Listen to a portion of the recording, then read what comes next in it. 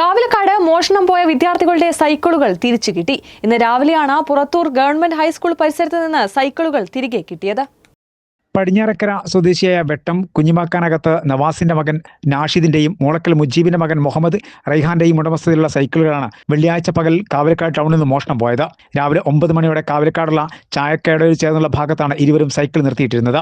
വൈകിട്ട് സ്കൂൾ വിട്ട് തിരിച്ചു വന്ന സമയത്ത് നോക്കിയപ്പോഴാണ് സൈക്കിൾ മോഷണം പോയതായി അറിയുന്നത്.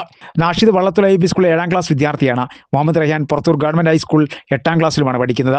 ഇരുവരും സൈക്കിൾ കാവിലക്കാട് നിർത്തിയിട്ട ശേഷം ബസ്സിനാണ് സ്കൂളിൽ പോയിരുന്നത്. മുഹമ്മദ് റൈഹാന്റെ പിതാവ് മുജീബ് ഹൃദയസ്തംഭനത്തെ തുടർന്ന് മരണപ്പെട്ടിരുന്നു. പ്രദേശവാസികൾ പണം സ്വരൂപിച്ചാണ് മുഹമ്മദ് റൈഹാന് സൈക്കിളുകൾ വാങ്ങി നൽകിയത്. നാഷിദാട്ടെ ലോൺ എടുത്തായിരുന്നു സൈക്കിൾ വാങ്ങിയത്. മോഷണ വാർത്ത TCV ചാനലിലൂടെ പുറലോകം അറിഞ്ഞതോടെ നിരവധി പേരാണ് വാർത്ത ഷെയർ ചെയ്തത്. ചൊവ്വാഴ്ച രാവിലെയോടെയാണ് പുറത്തൂർ ഗവൺമെന്റ് ഹൈസ്കൂൾ പരിസരത്തും സൈക്കിളുകൾ ഉപേക്ഷിക്കപ്പെട്ടതിൽ കണ്ടെത്തിയത്. വെള്ളിയാഴ്ച 9 മണിക്ക് ഇവിടെ സൈക്കിൾ കൊടുന്നു വെച്ചതാണ്. അപ്പോ സൈക്കിൾ കാണാൻ വൈകുന്നേരം വന്നു നോക്കിയപ്പോ ഇന്ന് പുറത്തൂർ ഹൈസ്കൂളിൽ അവിടെ സൈക്കിൾ കിട്ടിയിട്ടുണ്ട്. ഇതില് കിട്ടിയതിന് വലിയ സന്തോഷം.